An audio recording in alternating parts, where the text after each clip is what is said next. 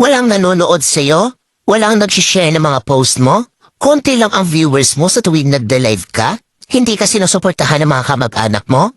Kaibigan mo? Kakilala mo? Kapitbahay mo? Pinagtatawanan ka dahil sa pag-reels mo? Pinagtatawanan ka dahil sa paggawa mo ng mga content? Ito ang tatandaan mo. Huwag kang huminto. Huwag kang susuko. Huwag kang papaapekto sa sasabihin ng ibang tao tungkol sa'yo.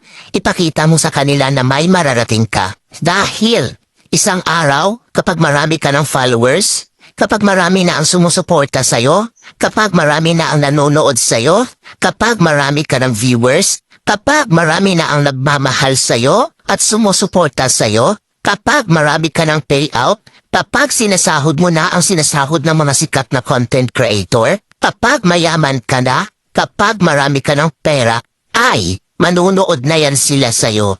Sila na ang kusang lalap